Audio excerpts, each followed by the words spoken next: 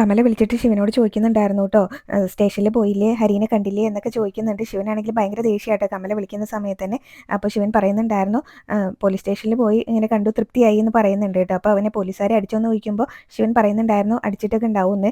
അപ്പോൾ അവനെ ഒരുപാട് അടിച്ചോ, അവന് നമ്മൾ മാത്രമല്ലേ ഉള്ളൂ എന്ന് പറയുമ്പോൾ ശിവൻ പറയുന്നുണ്ടായിരുന്നു അവന് നമ്മൾ മാത്രമൊന്നുമല്ല, പോലീസുകാരും എല്ലാവരും ഉണ്ട്, നാട്ടുകാരും എല്ലാവരും ഉണ്ട് എന്ന് പറയുന്നുണ്ട് കേട്ടോ. അപ്പോൾ എന്നോട് എന്തിനാ ഇത്ര ദേഷ്യം, ഞാൻ ഇങ്ങനെ എനിക്കൊരു സമാധാനം ഇല്ല ഇവിടെ ഇരുന്നിട്ട്, അതുകൊണ്ടാണ് വിളിച്ചതെന്ന് പറയുമ്പോൾ പിന്നെ എൻ്റെ അടുത്താണ് മനസ്സമാധാനം എന്നൊക്കെ പറഞ്ഞിട്ട് ശിവൻ അങ്ങ് ദേഷ്യപ്പെടുന്നുണ്ട് കേട്ടോ. അപ്പോൾ ഞാൻ എന്ത് തെറ്റ് ചെയ്തിട്ടാ എന്നോട് ഇങ്ങനെ ദേഷ്യപ്പെടുന്നത്, അത് നീ ഇപ്പോഴല്ലായിരുന്നു ഓർക്കേണ്ടത്, മകനെ വളർത്തുമ്പോൾ മകൻ്റെ എല്ലാത്തിനും കൂട്ടി നിൽക്കുമ്പോൾ ഓർക്കണമായിരുന്നു എന്നൊക്കെ പറയുന്നുണ്ട്. അപ്പോൾ ഞാനൊന്നിനും കൂട്ടി നിന്നിട്ടില്ലല്ലോ, ഇങ്ങനെ നമ്മൾ ഏതെങ്കിലും അമ്മമാരിങ്ങനെ മക്കൾ ഇങ്ങനെ ചീത്തയായി പോകാൻ ഇങ്ങനെ ഇതാക്കുമോ, കൂട്ടി നിൽക്കുമോ എന്നൊക്കെ ചോദിക്കുന്നുണ്ട് കേട്ടോ. അപ്പോൾ അച്ഛൻ്റെ സ്വഭാവം കുറച്ചൊക്കെ അവനുണ്ടാവും എന്ന് പറയുമ്പോൾ എല്ലാം സമ്മതിച്ച് വെച്ചിട്ട് പോകുമെന്ന് പറഞ്ഞിട്ട് ശിവൻ അങ്ങ് കട്ടാക്കും കേട്ടോ. അത് കഴിഞ്ഞ് പിന്നീട് കമലയാണെങ്കിലും പറയുന്നുണ്ടായിരുന്നു മകൻ തെറ്റ് ചെയ്താലും മകൾ ഏതെങ്കിലും വഴിക്ക് പോയാലും എല്ലാ അമ്മമാർക്കാണ് കുറ്റം എന്ന് പറഞ്ഞിട്ട് അവിടെ നിൽക്കുക. പിന്നീട് അവരുടെ പ്രതികളെ ഇങ്ങനെ കൊണ്ടുവരുന്ന ആ സ്ഥലത്തേക്ക് കോടതിയുടെ വളപ്പിലെത്തുന്നതിന് മുന്നേ തന്നെ കുറേ ആൾക്കൂട്ടങ്ങളുണ്ട് കേട്ടോ. അപ്പോൾ പോലീസുകാരെ അവിടെ ബാരിക്കേഡും എല്ലാം സുരക്ഷ ഉറപ്പാക്കിയിട്ടുണ്ട്, ബാരിക്കേഡും എല്ലാം വെച്ചിട്ട് അവിടെ തന്നെ നിൽക്കുന്നുണ്ട്. ഒരുപാട് പോലീസുകാരും ഉണ്ട്, അതുപോലെ തന്നെ നാട്ടുകാരും ഉണ്ട് കേട്ടോ. പ്രതികൾ വരുന്ന സമയത്ത് വളയാൻ വേണ്ടിയിട്ടാണ്. അപ്പോൾ രാഷ്ട്രീയക്കാരൊക്കെ ഉണ്ടെന്ന് തോന്നുന്നുണ്ട്. അപ്പോൾ അതിൽ ഏതൊരു രാഷ്ട്രീയ നേതാവിന് ആരെയൊന്നും അറിയില്ല, രാഷ്ട്രീയക്കാരാണ്. അപ്പോൾ അവരെ വിളിച്ചിട്ട് പ്രതികൾ ഇങ്ങനെ പോന്നിട്ടുണ്ട് സ്റ്റേഷനിൽ എന്ന് പറഞ്ഞ് വിളിച്ചറിയിക്കുന്നുണ്ട്. അതുപോലെ തന്നെ പോലീസിനെ അവരെ വിളിച്ചറിയിക്കുന്നുണ്ട് കേട്ടോ.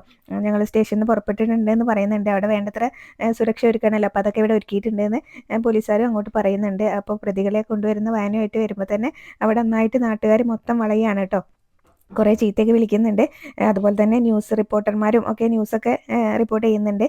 അപ്പോൾ ഇവർ ഇങ്ങനെ ഇത്രയും ജനക്കൂട്ടം കാണുന്ന സമയത്ത് ഹരി അവിടെ വണ്ടിയിൽ വാനിലുണ്ടായിരുന്ന പോലീസുകാരനോട് ചോദിക്കുന്നുണ്ട് അവരെല്ലാവരും കൂടെ ഇതിനകത്തേക്ക് ഇരച്ച് കയറുമെന്ന് ചോദിക്കുമ്പോൾ എന്താണെന്ന് എനിക്ക് പേടിയുണ്ടോ എന്ന് ചോദിക്കും കേട്ടോ. അപ്പോൾ കയ്യിലാണെങ്കിൽ വിലങ്ങ് കൂട്ടിട്ടുണ്ടല്ലോ, അപ്പോൾ ഇതെങ്കിലും ഒന്ന് അയച്ചതാ, അവർ ഇതിൻ്റെ അകത്തേക്ക് ഇങ്ങനെ കയറിയിട്ടുണ്ടെങ്കിൽ ഓടി രക്ഷപ്പെടാൻ പോലും പറ്റില്ലല്ലോ എന്ന് പറയുമ്പോൾ അവർ വണ്ടിക്ക് തീയിട്ടാലും അതൊന്നും അയച്ചു തരാൻ പോകുന്നില്ല എന്ന് പറയുന്നുണ്ട് കേട്ടോ പോലീസുകാർ.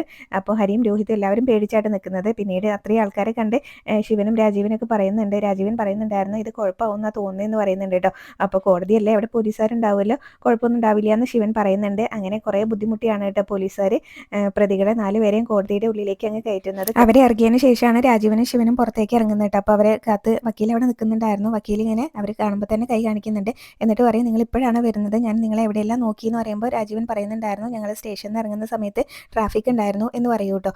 അപ്പോൾ പ്രതികളെ ഇങ്ങോട്ട് കൊണ്ടുവരുന്ന സമയത്ത് ഇവിടെ നല്ല ആൾക്കൂട്ടുണ്ടായിരുന്നു എന്ന് ഒരുത്തൻ വിളിച്ച് ഫോണിൽ പറഞ്ഞു എന്ന് പറയുമ്പോൾ അതേ നല്ല തിരക്കായിരുന്നു, ഇങ്ങനെ സ്റ്റമ്പും കോലൊക്കെ ആയിട്ടാണ് വന്നത്, അവരെ ഇങ്ങനെ പുറത്തൊന്നും നിർത്താൻ വയ്യ, അതുകൊണ്ട് കോർട്ട് ഹാളിലേക്ക് മാറ്റി നിർത്തിയിരിക്കുകയാണ് എന്ന് പറയുന്നുണ്ട് കേട്ടോ. പിന്നീട് ജാമ്യം കിട്ടാൻ വഴിയൊന്നുമില്ല എന്നാണ് വക്കീലും പറയുന്നത്. അവർ പോക്സോ കൂടെ ഇങ്ങനെ ആഡ് ചെയ്തിട്ടുണ്ട്, അതുകൊണ്ട് ജാമ്യം കിട്ടാൻ വഴിയില്ല. എന്തായാലും നമുക്ക് 30 ദിവസം ഒന്നും കാത്തു നിൽക്കേണ്ടി വരില്ല, അതിന് മുന്നേ നമുക്ക് അവരെ ഇറക്കാം, നിങ്ങളും സ്ട്രോങ് ആയിട്ട് നിന്നാൽ മതി, കേസ് നന്നായിട്ട് വാദിച്ചാൽ മതി എന്നൊക്കെ പറയുന്നുണ്ട് കേട്ടോ. പിന്നെ ഇങ്ങനെ ആൾക്കൂട്ടുണ്ടായിരുന്നു എന്ന് പറയുമ്പോൾ ഇതൊക്കെ ഇങ്ങനെ 2 ദിവസം കഴിയുമ്പോൾ ആൾക്കാർ മറക്കുന്നേ, നിങ്ങൾ പോലും മറക്കും.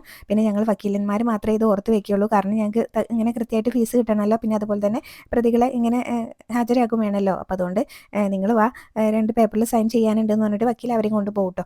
അത് കഴിഞ്ഞ് പിന്നീട് മാമച്ചനെയും ഗ്രേസമ്മേനെയും രേവതിക്കുട്ടീനെയാണ് കാണിക്കുന്നത്. അവർ ന്യൂസ് കണ്ടുകൊണ്ടിരിക്കുകയാണ് കേട്ടോ. അപ്പോൾ കോടതിയിൽ പ്രതികളെ ഹാജരാക്കുന്നതും എല്ലാം തന്നെ ന്യൂസിൽ കാണിക്കുന്നുണ്ടായിരുന്നല്ലോ. അപ്പോൾ അതിങ്ങനെ കണ്ടുകൊണ്ടിരിക്കുകയാണ് രേവതിക്കുട്ടിയും ഗ്രേസമ്മയും നല്ല ശ്രദ്ധിച്ച് കണ്ടുകൊണ്ടിരിക്കുകയാണ് കേട്ടോ. അപ്പോൾ മാമച്ചൻ അങ്ങനെ റിമോട്ട് ചോദിക്കുന്നുണ്ട് രേവതിക്കുട്ടീനോട്. രേവതിക്കുട്ടി പറയും അത് കണ്ടുകൊണ്ടിരിക്കുകയല്ലേ, എന്തായാലും ക്രിക്കറ്റ് കാണാനല്ലേ ഇപ്പോൾ തരാമെന്നൊക്കെ പറഞ്ഞിട്ട് ന്യൂസ് അങ്ങനെ ശ്രദ്ധിച്ച് കണ്ടുകൊണ്ടിരിക്കുകയാണ്. അപ്പോൾ ഇത്രയും കാണിച്ചുകൊണ്ടാണ് ഇന്നത്തെ എപ്പിസോഡ് അവസാനിച്ചത്. റിവ്യൂ ഇഷ്ടപ്പെട്ടെങ്കിൽ ചാനൽ ഒന്ന് സബ്സ്ക്രൈബ് ചെയ്ത് സപ്പോർട്ട് ചെയ്യണേ. താങ്ക്